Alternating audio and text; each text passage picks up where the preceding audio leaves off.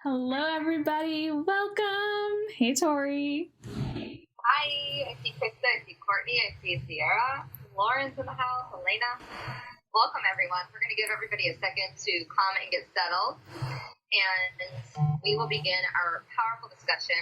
Today, we're going to be talking about the 5 leadership qualities that me and Sarah have identified as the path into, potentially for you, the next dimension of your business. We're in the last 48 hours of our launch of Coach to Conscious Leader, and we're excited to bring this conversation to the table because leadership is something that's talked a lot about in the coaching industry, and I believe that me and Sarah have created a really clear path that is going to close a big gap in our industry. So without giving too much away right off the bat, I want to just give people a second to join. I just added a little link to the Instagram. Hey, Natalie. And we will get started. We're going to go through the 5 qualities first. Sarah's going to take a few. I'll take a few. And then we're going to do a hot seat Q&A where you guys can actually come on stage and ask questions and get a little bit of coaching. And then we'll tell you about Coach to Conscious Leader after that. Sarah, anything to add to that? I think I covered everything that we're going to be moving through today. Yes, just super excited for this conversation. Just so everyone knows, so you can know before you come up for any hot seat coaching, we are attempting to record this today, hoping fingers crossed it works and so that others can listen to it later. And we just wanted to be totally transparent that it will be recorded. And I'm just so excited to share this information with you and see what questions come to the surface as Tori and I go through. Awesome. Thank you for that, Sarah. Heads up for the recording. There was one other thing I was going to say. Oh, yeah. As me and Sarah were opening up this conversation on Clubhouse, one thing we both noticed on this app in particular is that there can be a lot of rambling and talking, and you're kind of just sitting there wondering where the room's going to go. So if you've been in a room like that, I want you to know that that's not what this is, that we have a very clear path that we want to roll out for you today, and we've very intentionally chosen the value that we're going to share with you. So whether we connect after this or not, me and Sarah, our biggest intention is that you leave here having a greater understanding of the leadership qualities that you get to embody. And the reason why, were you going to say something, Sarah? We have our little... I was just going to say, hell yes, we're not here to ramble. We're here to make the most of your time. And again, we have a very clear agenda on what we'll be sharing today that, again, I'm just so excited about. Yes, we geek out on leadership, y'all. It's a thing. So, little quick backstory of me and Sarah. We have known each other for just about 10 years. And we've both been in the coaching industry for the last 6, and collectively 6. And one thing that we noticed specifically in the last 12 months of our industry is that there's a lack of leadership. And we saw that happen last summer. We saw it unfold over the last year in the way of how people are showing up and the clarity in which they're bringing their mission to the surface. And the reason why we've been noticing this gap is because there's been, up until this point in the coaching industry, such a heavy emphasis on what you do. What do you do? What kind of coach are you? What's your title? How many clients do you have? How much money do you have? Those are all the glamorous matrix that we've used in this industry to decide who's worthy, who's credible, who's somebody to follow. And what we saw in the last year is that those actually don't matter as much as who you're being. And as we start to talk about these leadership qualities today, the intention is to call you forward into your path from coach to conscious leader. Because at the end of the road, when the coaching industry, when we're like old and 90, and we're sitting on our rocking chairs, reminiscing on our careers as powerful feminine leaders, it's going to be the ones who embody conscious leadership that we remember. It's going to be the ones who chose the path of the heart-centered mission and chose the path into leadership. And so these qualities are going to sound familiar to you in many ways, and the context in which we share them with you today is really more important than anything. We're sharing these through the context of who you get to become in order to be in the vision that you're casting. And like I said, up until this point, as coaches, we've been so focused on the small nitty-gritty matrix that we've lost focus of our bigger mission, our bigger why, the why that lives beyond our skill of a coach. The way that I look at it is a coach is a skill that you have, almost like a pencil. You're going to use it many times throughout your business. And leadership is a way of being. It's an embodied aspect of yourself that is going to be what brings you into the next dimension of your business, the next dimension of your impact, the next dimension of your income. As we begin to embark on this call today, I want you to take notes and really feel into where you're at in your own identity of leadership and where you get to go next. So we have 5 ways of being that we've identified. And with those ways of being, there's 5 shadow aspects. And the magic that me and Sarah really bring when we come together is we are masters at turning shadow into light. And when you can master that quality and you can walk that path continuously through your journey as an entrepreneur, if you have a bad day, if something quote unquote bad happens, you immediately know how to show up because you turn shadow into light again and again and again and again. So we'll talk about both aspects of these ways of being. And then, like I said, afterwards, we'll do a juicy Q&A where you can come up and get coached. So I'm going to pass the mic to Sarah, and she's going to start off with the first quality of leadership with the perfectionist and the energy that the perfectionist brings to a conversation, the shadow aspects of her, and the magic that she holds within her. So Sarah, do you want to kick us off with the first one? Absolutely. And I love that you brought up just being able to master turning the darkness into light. And I think that with all 5 of these archetypes and shadows that we'll discuss today, we can reframe the way in which we see them instead of labels that we put on ourselves, and instead as opportunities to be masters of alchemy. And to be able to take the parts of us that maybe we have labeled or identified as wounded or broken or bad, and instead be able to see the magic and the blessing and the gift that lies within parts of that shadow. So the first one that I'll be talking about, like Tori said, is the perfectionist. And it's funny, when Tori and I were dividing up who was going to talk about what today, I told her just a little bit ago, I can easily talk about the perfectionist and several others that I'll be talking about because I have embodied it. I've embodied the perfectionist in a way that created a very limited picture of what's possible. So when we all embody the qualities of the perfectionist, we create this limited image and we actually close ourselves off to the limitless opportunity, abundance that is available to us in this life. And for the perfectionist, anything outside of what you have planned or what is expected can feel like a major threat to your nervous system. And myself being somebody who loves a good plan, and maybe some of you who also resonate with the type A perfectionist, where you want to have it all lined out and figured out, can probably also remember instances in your life where you felt like when something then entered into your space that was, or just happened, that was outside of that plan or that expectation, that it did feel like a threat to your nervous system in some way, whether the response was fear or feeling stressed out or feeling just overstimulated.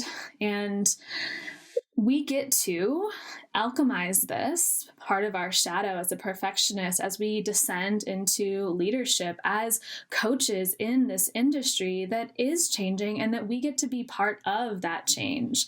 So, for example, when the perfectionist is launching, and maybe you guys have launched in your business as coaches before, sometimes we expect a certain number of people to sign up or for our community or audience to be as excited about the thing that we're creating as we are.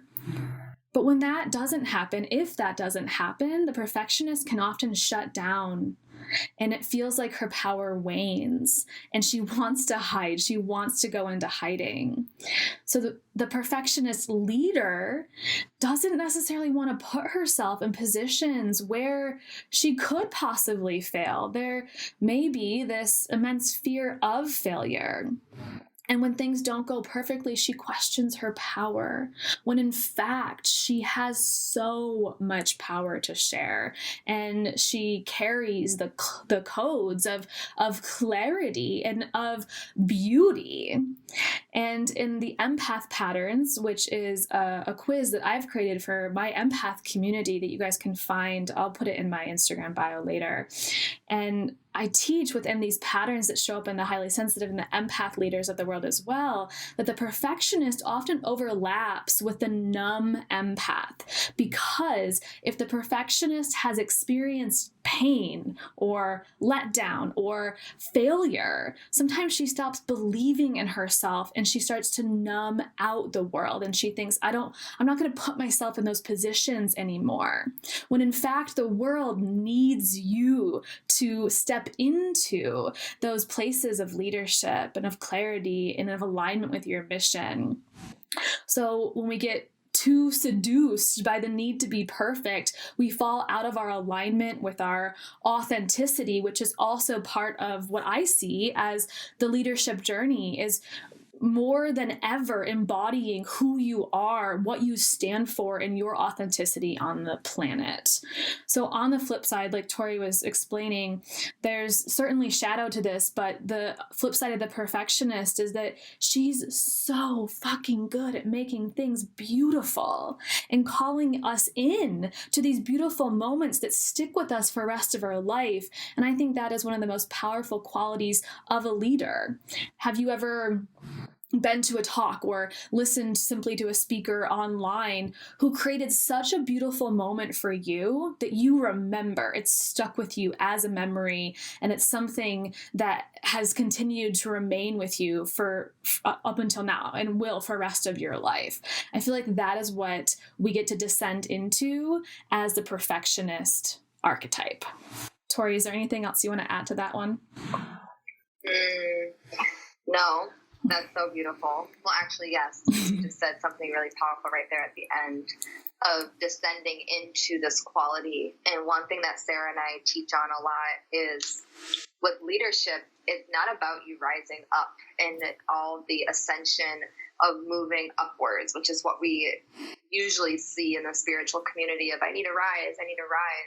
And actually, the true path of leadership is descending down and into these qualities, bringing them to earth and bringing them to the practical world so that real change can exist. And when it comes to perfectionist tendencies, when you're in a perfectionist grip, and go ahead and tap your mic if you relate to this at all, when you're in that perfectionist grip, one of the first things that goes away is your emotional intelligence, your ability to have multiple feelings operate within you at once. So the perfectionist tends to, like Sarah was saying, operate within these extremes of everything either has to be really, really good and perfect, or it's terrible.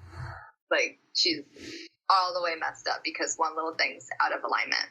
And as the perfectionist steps into her leadership, what she's really stepping into is understanding her emotions and feelings are her greatest guide. And becoming an emotionally intelligent leader looks like having bad days, having crazy things happen, and knowing how to still discern and show up with clarity, knowing how to speak on behalf of something bigger, and understanding that your feelings are never wrong. They're simply indicators of how you're being shaped and who you're becoming in that moment. So I just wanted to add that little bit, Sarah. Is there anything else about the perfectionist that these amazing claims get to know? No, that was such a beautiful addition. I just love it. And I think you're going to be talking about the rebel next, right? Yes. So the second leadership aspect way of being that I see a lot in coaches is the rebel. I'm a rebel. And one of the things that the rebel does is she's naturally a leader, but in her gap lives a lack of expression. The rebel tends to have a belief that she has to do it all by herself. And tap the mic if you agree with this, because there's so many coaches I see that try to do it all. They want to do it all. They want to handle it all. They're in a lone wolf situation, and entrepreneurship starts to feel really, really lonely. Really, really lonely. And there's not any team. There's no mission. There's just, I need to get mine. I need to figure this out. And the gift of the rebel and the light side of this, the energetic expansion that the rebel holds is the ability to move energy, is the ability to express in the midst of chaos, is the ability to create transformation in the world. And once the rebel steps into her leadership and really walks that path, she becomes an interruption that the world needs. And there's no longer this fear of not expressing herself. She no longer feels like this weirdo that can't fully expand her wings and fly. And instead she recognizes that she's extraordinary. She's one of a kind. She's not meant to fit in. And as I've coached over the last 4 years, what I've noticed is that's one of the number one things that holds coaches back from expanding beyond their current situation, is that we look at social media as if everybody's perfect and has it figured out. And then we end up showing up online feeling as though we're the misfit, or that we don't fit in, or that the cool coaches over here make it and then the other coaches don't. And social media plays into that narrative with everything, with all the matrix, with the followers, with how everything's labeled. And so one of the rebel's greatest opportunities is to start to use social media and start to use her business as a vehicle of change on this planet, because every rebel has a big vision on her heart. She's not meant to play small. She's meant to stand out, and she has a huge, huge, huge vision. And so when they begin to let go of the old narrative that they don't belong, that they can't fit in, that they can't figure it out, what happens is a miracle. What occurs is change on the planet that otherwise wouldn't exist. A couple of rebels that I can identify, and Sarah, I'm curious if you know of any. I would say Marianne Williamson is a rebel. Martin Luther King. There's so many that can come to mind, but when you really think of their path and their story, they did not fit in. What they're saying does not make sense to the status quo. They're challenging the current paradigm, and they're willing to take that risk to stand out because they've casted a bigger vision than what their fear would allow. So I look at rebels as the natural leaders, and when their leadership is matched with love and heart-centered mission, they're unstoppable, they're powerful, and they create freedom of expression in the world. Do you have anything to add, Sarah, to the rebel vibe? Yes, I love you mentioned moving energy within the rebel vibe. And this, for me at least, really reminds me of the different initiation pathways into leadership, which is something I posted about on Instagram today. You guys can go take a deeper look at the Uncensored Empath. But the rebel in me is motivated by holy rage. And I feel like my rebel comes out in the disruptor, that sacred disruptor energy, when I am seeking justice, or when I have witnessed something that makes me so angry. Holy rage is sometimes described as the motherly energy of, like, you will do anything to protect your child. And I'm 8 months pregnant right now, so that deeply resonates with me, in that if we've witnessed or experienced something, especially personally, I think that can really invite the rebel or the disruptor to come to the surface and actually be not this anger that I think we've seen more traditionally as something that, like, oh, you should hush over there, little rebel, like, don't let your power out. And instead, it's fueled by love. It's one of the deepest acts of love. And I think that is where, in our leadership archetypes and our pathway to leadership, where we can use that as fuel to become agents of change. Yes. Okay, next. I love that. Anything else you want to add, girl? Really quick, Sarah. I just want to do a quick recap that the two ways of being that we've really covered so far are emotional intelligence. So that goes with that perfectionist energy. When she alchemizes that shadow into light, what she's stepping into is the quality of emotional intelligence. Every strong, conscious leader has that nailed and dialed in. And then the second aspect that we've talked about and the quality that we've covered is the freedom of expression. So like what Sarah was just saying, that holy rage, not being afraid of that power that lives inside. And as you're speaking up about big things in the world, that's not your coach identity that's doing that. It's the conscious leader within you. And that freedom of expression is a quality that you've seen every powerful leader really embody fully. So I just wanted to do a quick little recap, and then we're going to move into the super achiever. So Sarah, do you want to dive into that one? Yes, beautiful. And that was such a great recap as well. So the super achiever, this is probably the shadow that I have most identified with. And I feel like this may be a question we get later, so I just want to even address it now, which is that it's not that you are just one of these or that you're permanently one of these, but these are archetypes that are fluid, that are moving, and that we may step into at one phase of our life, and then we may move out of, and we may alchemize, like we've been talking about. We may heal, we may integrate it, and that's really what we're inviting you to do in Coach to Conscious Leader, which we'll be sharing more details on later, is to do the integration of the shadow. So the super achiever, there is something really, truly beautiful about the super achiever, just like all of these different shadows, because of what they teach you and what they invite you into to learn and to embody. But when the super achiever becomes obsessed with the doing, and their mission becomes all about the reward, the getting acknowledged, the praise, the being seen, then they can fall out of the power that exists within them.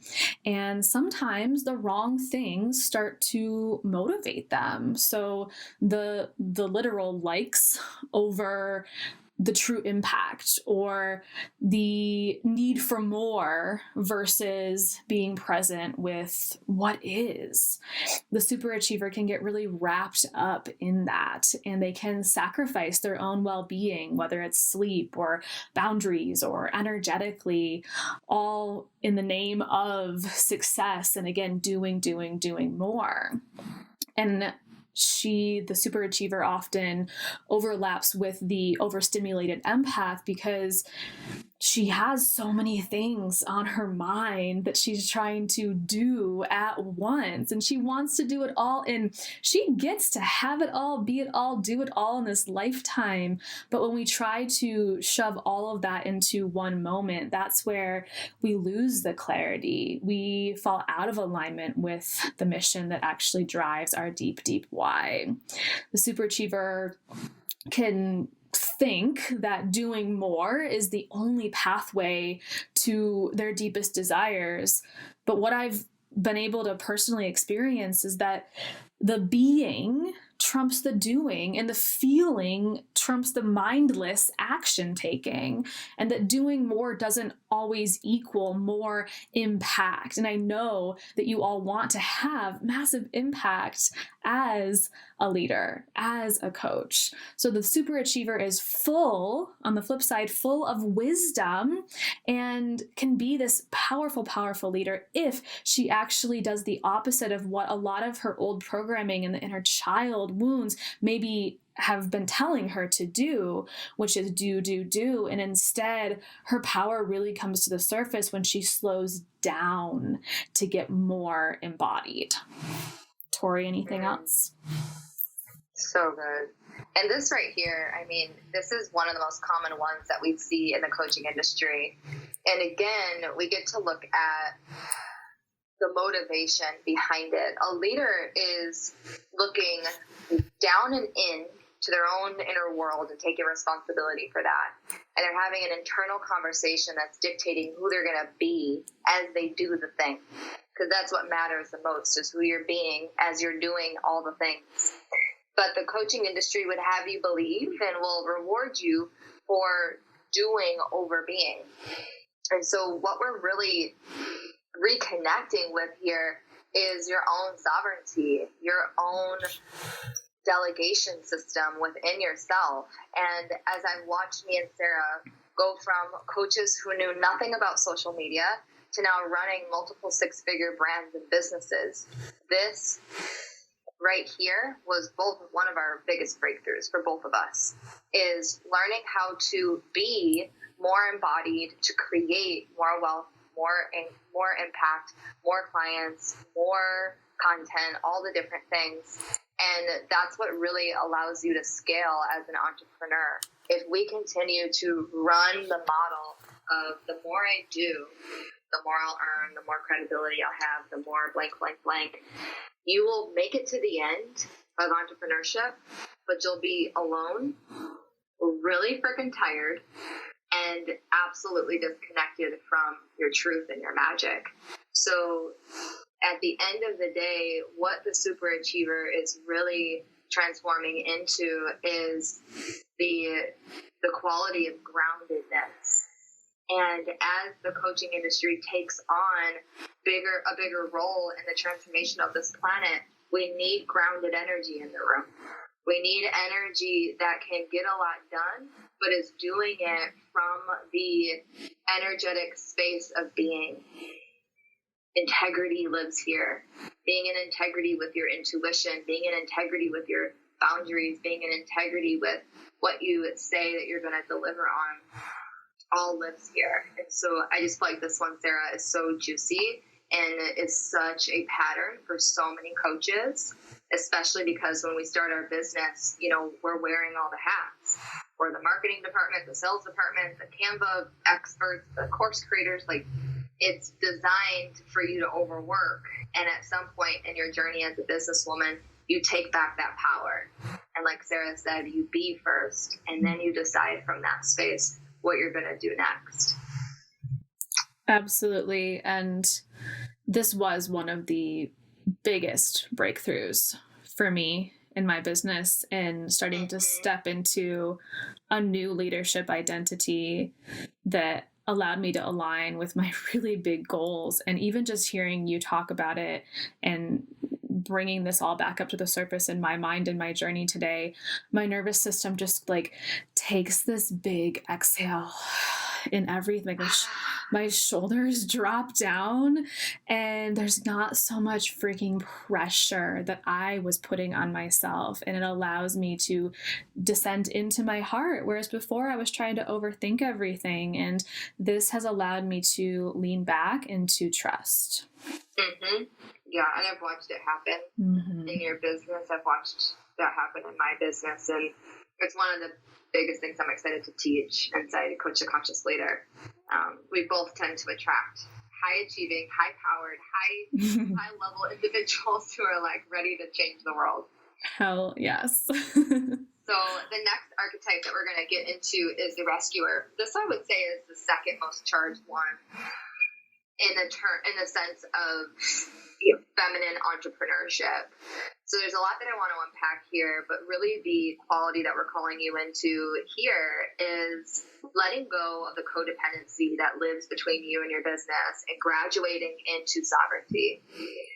The rescuer grew up in a space where they were valued based off of how many people they could save.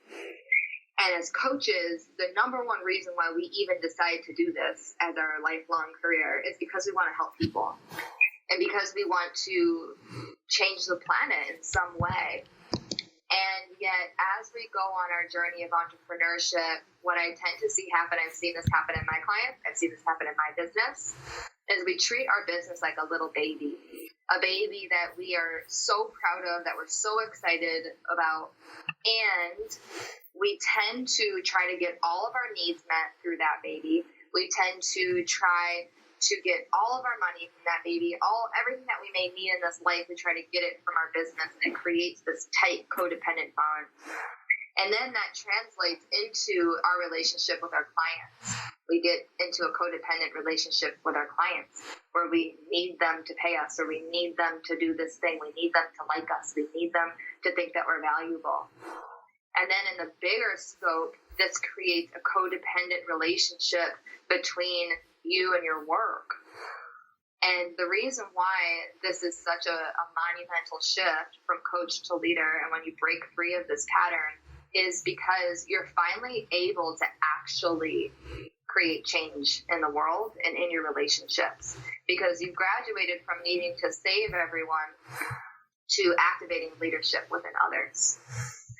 When you're no longer in a codependent conversation or in a codependent relationship with your business, it's finally free enough to become as big as it's meant to become. And how this shows up most realistically, I'm just going to paint a picture for you, is that the rescuer energy tends to mother their business the way that they weren't mothered as children. So it looks like giving your business all your time, all your attention, all your opinions, all your values, like everything just goes into the business. And then if something doesn't work out the way you want, what you start to feel is like a martyr, like, why me? Why isn't this happening? And there's no leadership in that type of conversation. It may support you in growing your business in the first 6 months to a year, but it is not a sustainable way to be in business. So the invitation here is to move into sovereignty, is to move into an interdependent relationship between you and your work so that it can actually reach the amount of people it's meant to reach. It serves you and your personal achievements, but it also brings through a level of delight and joy that so many coaches are craving and wanting, but they're not actually experiencing it. I wrote a post a couple months ago that talked about this, and one of the lines that I want to share with you now is that when you begin to step into an interconnected relationship with your business, and you actually let joy fill the room, what you're doing is creating a completely new example of what feminine power looks like. And I want that to land in the room, because that's what we're really shaping right now, is what does feminine power look like? Does it look like the woman who's hunched over, overworking, completely neglecting herself? Is it the woman who's over-mothering her business, over-mothering her clients, over-giving in her content? Or is it the feminine, embodied, powerful queen who is sitting on her throne and is speaking on behalf of something bigger than her and is allowing support to come in and is enjoying her life? For me, like Sarah said with the perfectionist, this was my biggest one. I was on a path to saving, quote unquote, a lot of people. I was on a path of over-mothering my business to the point where nothing else mattered except for my business. And I was on a path to being really lonely in all of the people that I was serving, but I wasn't actually serving myself. I wasn't serving my energetic expansion. I wasn't serving myself in a way that was really going to allow me to enjoy the fruits of my labor. And I'm speaking into this so much because in order for conscious leadership to be on this planet, we have to stop saving the world, and we get to start approaching it through the lens of how can I show up right now and be an example So much so that it activates leadership within my audience. So much so that it calls my audience into a bigger vision. And how can I know that my value is inherent, that I don't get it from saving people? I actually am valuable upon arrival, and I'm going to be assigned a certain set of humans in this lifetime to serve, to share with, to enjoy life with, to expand with. And what I see possible for the rescuer when she steps into her conscious leadership and she steps into her sovereignty is the new version of the feminine that the coaching industry is craving and that this world is craving. We have a lot of examples of disembodied feminine energy, but rare is the woman who puts herself first, who makes her personal fulfillment a priority, who makes her pleasure important and celebratory, and who knows how to actually nourish not just her mind, but her body and her beingness and her becoming. So this one is huge, not just for the coaching industry, but I believe for the world. I absolutely agree. And I remember the first time I was working with a healer and she said, Sarah, you are not responsible for everyone. And my heart just like melted. It cracked open. This weight lifted off my shoulders because I had been living in a way that was such where I felt like I needed to rescue everybody, being the oldest of 4 kids and just divorced parents and just feeling like I had to be everything to everyone, and was so stretched thin where I could never truly access the power and the codes of healing that were within me because I was so stretched. And I think that the codependency with our businesses is something that is more rampant throughout the coaching industry than people realize. I think there's a lot of people who have codependent relationships with their business and they just don't realize it yet. And part of that is because that's what they know. They, in all other areas of their life, are doing probably something very similar where they seek the feeling of approval from an external source instead of within. And the conscious leader needs to be okay with not everyone approving of her. And that is really an invitation for us to create boundaries, to cut energetic cords of codependency, and be able to step into an identity where we claim sacred responsibility for ourselves, but release it for every freaking person on the planet. Amen. It's such a freeing experience. And when we are talking about it through this context for everybody listening, what you're really doing here is redefining, like Sarah just said, your identity. You're going to have many identities in your business. One of them is coaching. That's a skill. And if once we begin to shape and understand our identity as a leader, I believe that growth is limitless. And Sarah just said something really important, that if it's showing up in your business, it's likely showing up in the bedroom, it's likely showing up in your relationship with your loved ones, it's likely showing up in your relationship with yourself. And so in Coach to Conscious Leader, there's going to be a moment in our training where you get to have that aha moment. And then you get to create a breakthrough. And the biggest thing I see in Sarah's audience and even in my audience is that when you move through our programs, what you start to see is that the transformation starts in your business, but it continues on in your life because you are accountable, because you are committed and relentlessly integrous around how you're showing up, not just on social media, but at the dinner table and in those small moments that we think are little and people aren't watching, when that does make such a huge difference in how you're going to show up in the world. So want to do a quick recap. Sarah, do you want to add anything to that little bit? Nope, just yes over here. I'm like nodding every time you talk to. So I'm going to do a quick recap. The ways of being that we're inviting you into, we've covered the emotional intelligence that the perfectionist really teaches us. We've covered the freedom of expression that the rebel teaches us. We've covered the grounded energy that the superachiever teaches us. And we've covered the sovereignty that the rescuer begins to teach us. So those 4 ways of being, there's still one more, make up conscious leadership: emotional intelligence, grounded clarity, freedom of expression, and sovereignty. And then Sarah's going to take us through the final one, number 5, the people pleaser. So the people pleaser, it is as it sounds. She desperately wants to be liked or loved, and she will go to any amount of lengths to make others happy. And maybe you can hold up a mirror for a moment right now and think about the times where you have gone to extreme lengths to please other people in your life. The people pleaser is the ultimate self-sacrificer.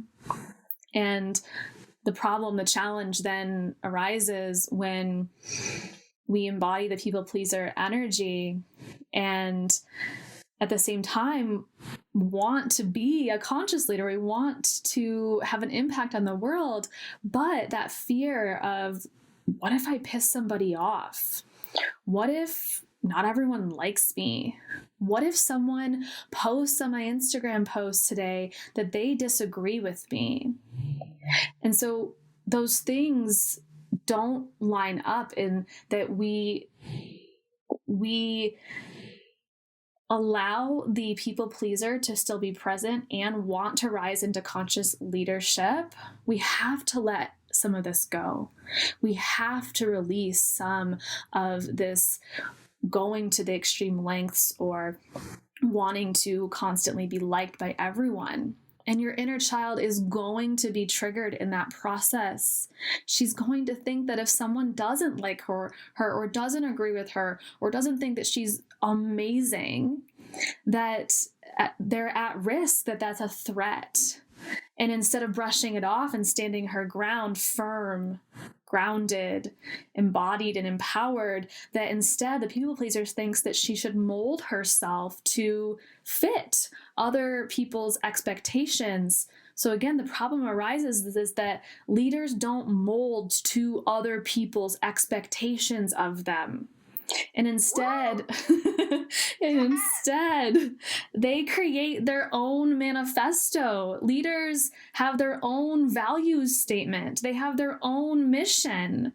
So if we let the people pleasers stay there and have a seat at the table, then we are allowing ourselves to be molded in a way that does not serve the ultimate purpose of why we are here on this planet. So the people pleaser's nervous system can be rewired.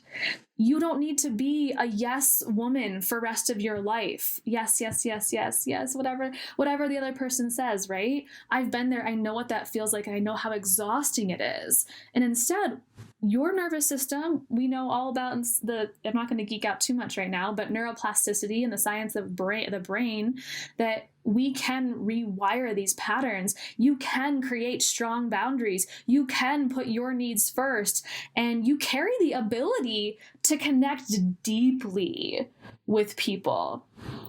And because of that, you are going to be such a potent leader. And this is a potent skill to bring to leadership, is that power of connection. And so what I see is the opportunity for the people pleaser as moving from self-sacrificing and into deep connection and alignment and boundaries in such a way that people will feel magnetized by your energy and activated by your energy. I love that right there. If you resonate with the people pleaser and you're listening right now, your boundaries are your greatest money magnetism, your greatest source of safety, your greatest source of power. And I just love that you ended on that note, Sarah, because that really is, to me, a make it or break it moment in business, where you either continue on as the agreeable coach that just goes with the flow, regurgitating and putting up things that you know your audience is going to like, or you become the conscious leader that listens for when she's being called into a new edge, who's being called into a new identity, a new message. And the only way that you're going to feel safe on a nervous system level to do that is if you have boundaries, is if you know who you are. And like Sarah just said, you know your mission and you know your why. So I just had goosebumps. I wanted to piggyback off that. And the aspect that you're really being called into with that is you're the boundary setter. And when people pleasers, I'm curious if you agree with this, Sarah, when people pleasers set a boundary, the coolest thing I've seen, and I've seen it happen in the coaching industry, other people follow suit. They're like, oh, I didn't think about doing that. I actually just hired a private coach who I know to be true now because I've spent some time with her to be a people pleaser. When we're scheduling our call, I noticed that she had me send the Zoom link. So my Zoom link is being sent to her. I am responsible for recording it.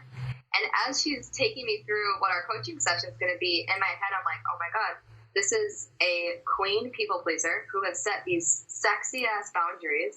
I'm so turned on right now. And this is a coach who used to just do whatever. She was like, I'll do anything so that my client is comfortable and make sure that she's taken care of and all the different things.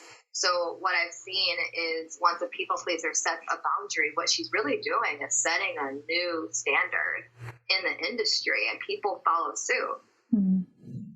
That's what I feel like we're here to invite everyone into through Coach to Conscious Leader as well, Tori, is this new standard.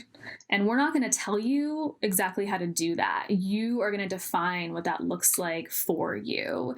And you're going to guide yourself. You're going to lead yourself through that process. Because I think one of the other really important things that we can that envelopes everything we just talked about is that as a leader, it begins with leading yourself as well. When you know how to lead yourself, everything else follows. So beautiful. I think it might be really fun. I'm going to go rogue for a second here, but I think it'd be really fun for all of you that are listening live to screenshot this, let everyone know you're listening. And then Tori and I would love to know which of these, since we just wrapped up all of these 5 archetypes and the qualities that are connected to them, I'd love for you to tag us and let us know which one you resonate with most. That would be epic. The Uncensored Empath is Sarah. I am Tori Washington is mine. Let us know which one you are. So I'm going to do a quick recap. The Perfectionist, if you're just hopping on, really teaches us the quality of emotional intelligence. The People Pleaser teaches us the quality of setting boundaries. The Overachiever, Superachiever teaches us the quality of what it's like to be grounded and anchored, steady, clear. The Rebel teaches us the quality of expression, of energy. And the Rescuer teaches us the quality of sovereignty, interdependent thinking, knowing where it is she stands in the world, not to save people, it's to invite them into their own leadership. So let us know which one you resonate with. And we would love to finish up the call with a juicy Q&A. So if you have a question about Coach to Conscious Leader, or you simply have a question for me and Sarah about your business, about your own leadership path, about any of the archetypes that we talked about, we're going to take a second to invite a few of you on stage. And all you have to do is raise your hand, and then we can bring you on here, and you'll come off mute to ask your question. I'm going to give people a second to decide on your question to see if you want to come off with mute. Don't be shy.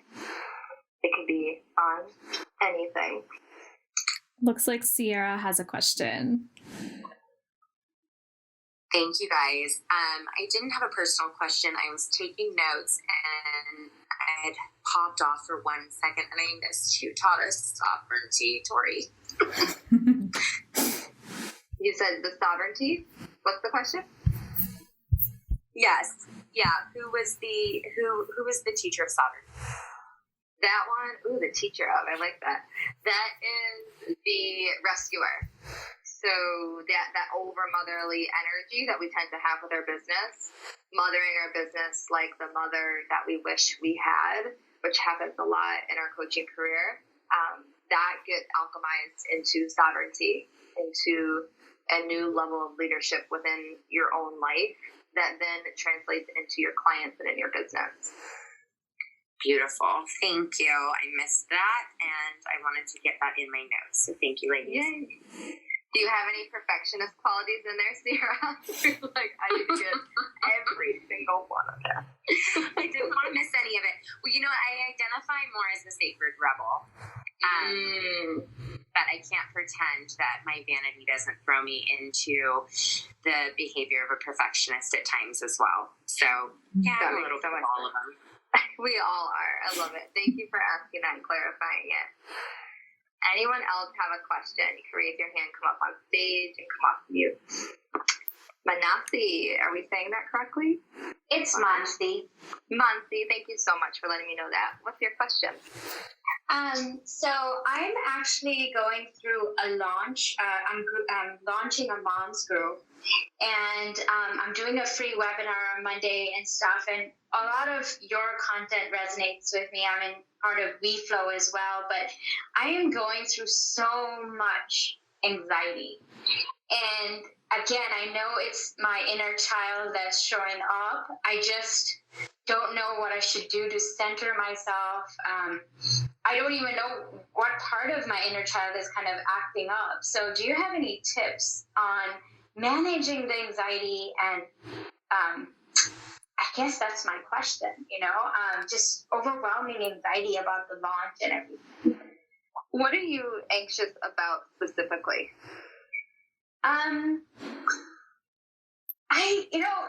I've been asking myself this question since morning. It's like, why am I so anxious? And I guess it's just that I think it fears from previous failed launches, or they didn't do as well as I expected.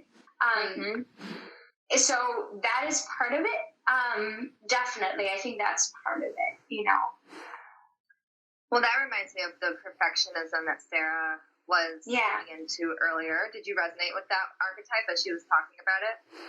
Yes, I am a perfectionist. I've been part super achiever, part also rebel, but I think the perfectionist definitely shows up, where I'm over-serving at times as well, Okay, so we know now that your feelings, your emotions are very important to listen to right now, if that's the pattern that's playing out. So are you open to dropping in just for a second? Yes. Okay, so I just want you to pause wherever you are.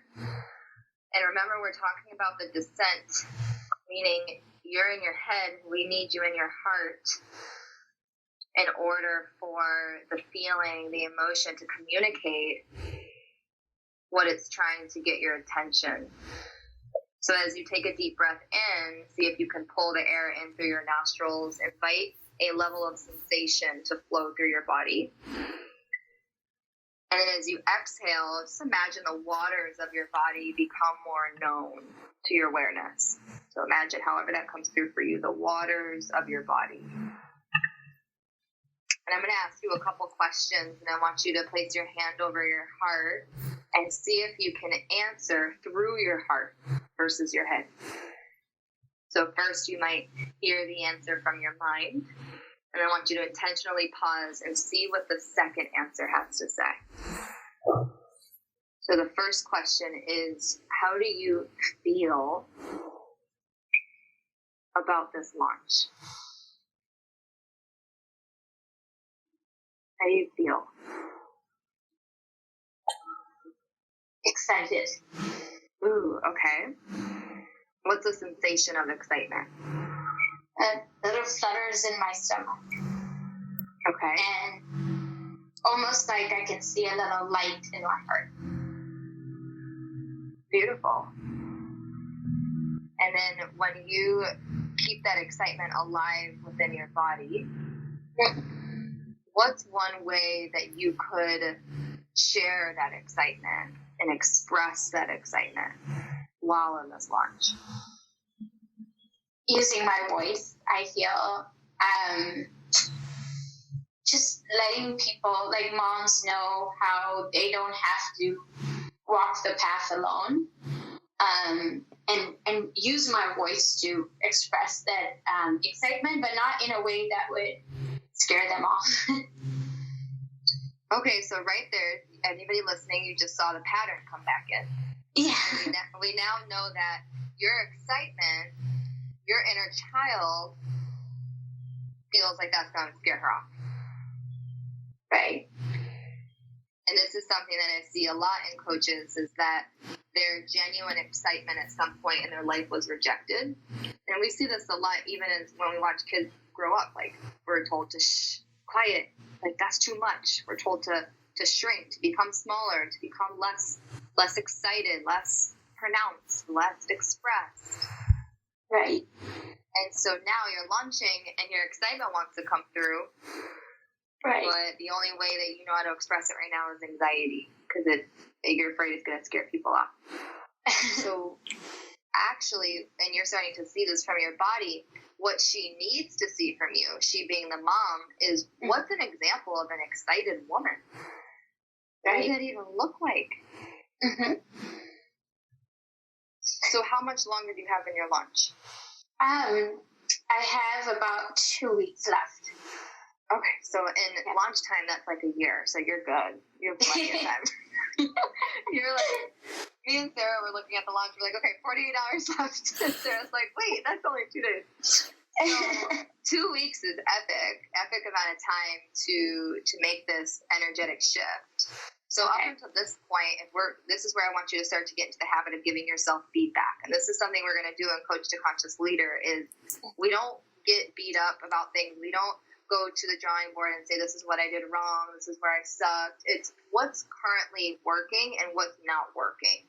What am I being called up and into? Now that I've gone down into my heart and I've identified my unique, genuine feeling, and I've seen how I'm holding that back, I get to now call myself forward. So in what ways haven't you used your voice yet in this launch? Where do you get to go next? I think fully articulating the transformation that can happen through this program. And I think using, again, my voice and stories, Instagram stories, I think I just need to show up more, Okay. Yeah. Are you open to playing really quick right now in the excitement? Yes. Okay. So I want you to imagine you've got Hannah's the mama. Actually, Sarah is 8 months pregnant, so she's the mom. And we have so many mamas here right now. And I want you to share, what is the program? And using your genuine excitement and seeing if you can let us really see and play with you in that. All right. Perfect. Okay. So my program is all about mamas challenging themselves and rediscovering themselves after motherhood. Many people believe that after motherhood, and especially conventional maybe working moms or stay-at-home moms, somewhere in the hustle and bustle of diapers, laundry, and chores, we forget ourselves. We forget who we truly are, who we authentically are, and also, we are dictated by what society tells us what good mothering is. Somewhere in fulfilling everyone's expectations, we forget who we genuinely are at the core. For that reason, I am challenging all mamas to walk this path with me and rediscover their purpose and their passions. Because yes, you have permission to change who you are, what your idea of motherhood is, and who you fundamentally are. So come on this path with me and rediscover yourself. For yourself. Woo woo! Girl! That's so powerful. Okay. Thank you. Feel it. You started off a little bit in your head, and I want everybody listening to notice that when I asked her to speak from her genuine excitement, notice how her octave went up about 3 levels. Because in our brain, we think excited, we need to go up. And actually, that up energy for the viewer or for the mama on the other side, that could be experienced as chaotic, or it's a lot for her to go into that with you. So that could be where you may be feeling like you're going to scare her off. I don't think you actually are, but that could be what's coming through. And so what I want you to practice, this is because you sound incredible. Like, I was about to cry for a second there. I could feel your voice just shake with passion. Well, I want you to practice saying it from your womb, saying it from down below. And you can still be excited, but you don't have to go up here. You're excited right here. And you started to tap into that right towards the end. Did you feel that dissension where you were like, I did. Yeah. So I want you to start there. That way she'll come with you. You won't even have to ask. She's going to be right there with you. So your voice is definitely a vehicle for the message. And I want to invite you for this launch to treat it like it's a brand new launch. It's almost like, I'll use a kid analogy. If we have one kid and then we have a second one and we want them to be just like the other one, they're all different. This launches its own consciousness. So I want you to play in it as if it's already won. The launch already won. And all it needs for you to do is be the expression and be the voice to get it to the people that God, that Spirit has asked you to connect it with. That's beautiful. Thank you. You're so welcome. Thank you for being brave and sharing that with us on the spot. Sarah, do you want to add anything to that, being a fellow mama?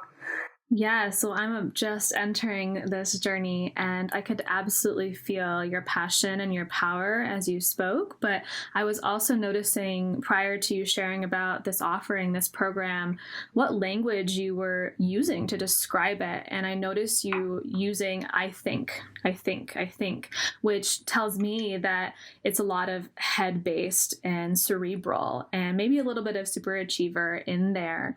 And this is a lot of what Tori was already guiding you through, but what I would be most curious about is if you dropped the I think into your heart, like Tori was saying, that dissension inward to be, and you could experiment with this. There's not one place you need to necessarily take that I think to drop into. It could be your heart.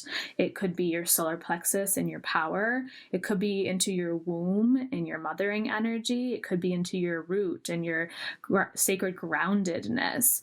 But regardless, I would play with kind of what not only the octave of your voice sounds like, but what words channel through you depending on where they are being sourced from within your body versus from within your mind.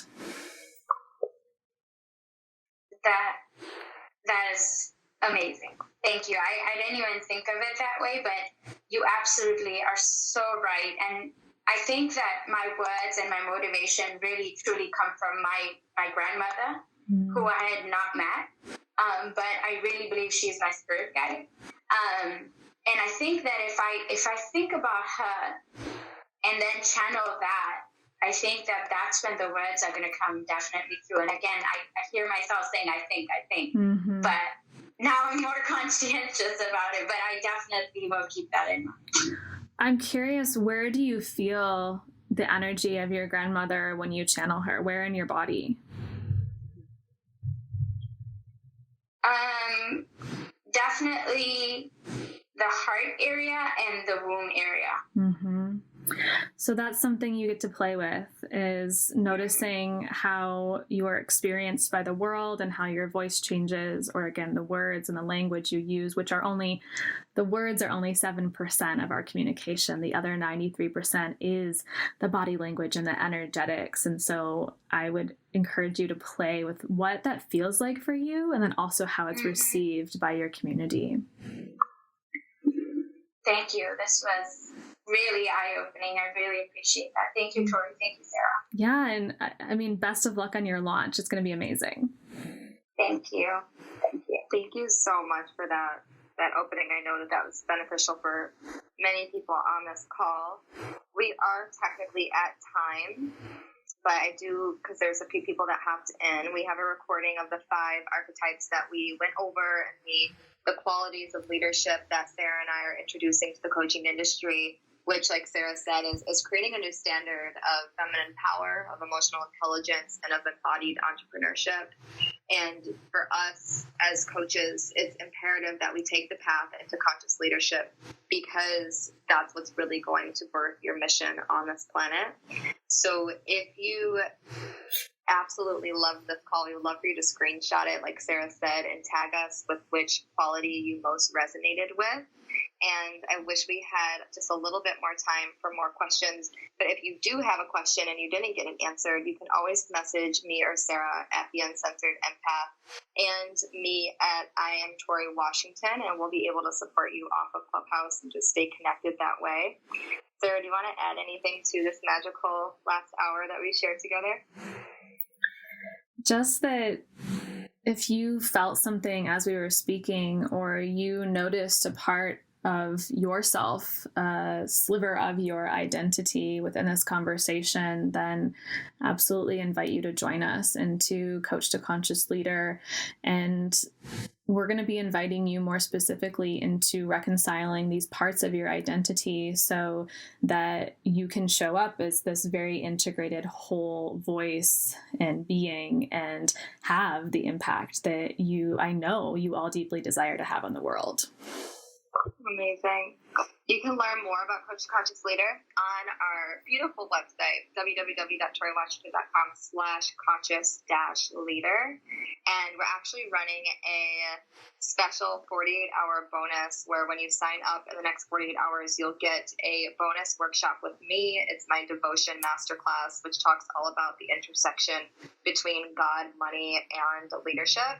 And then Sarah's also adding in a masterclass. Do you want to talk about that one, Sarah? Yes. The next 48 hours. Next 48 hours, when you sign up to join us, I'll also be offering a double your impact, double your income breathwork session. There's a bit of a workshop that precedes the actual breathwork.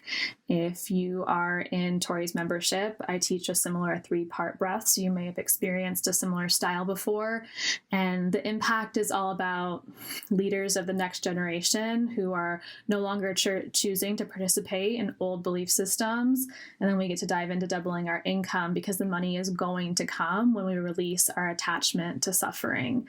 It's a recording that you'll be able to listen to and experience. It is some of the most powerful breath work on the planet. So that in itself, you'll just be floored. So I'm really glad that you're adding that, Sarah. My favorite. We are so freaking thrilled that you were here, and can't wait to share the recording with you all. Again, tag us at The Uncensored Empath and I Am Tori Washington. I just tried to combine our Instagram handles. And we'll be hosting more rooms like this, and we're so grateful that you contributed not just your presence and attention, but your time to be with us this last hour. And we will see you soon. So much love. Thank you all. Sending so much love. Hope to see you inside Coach to Conscious later. Bye-bye.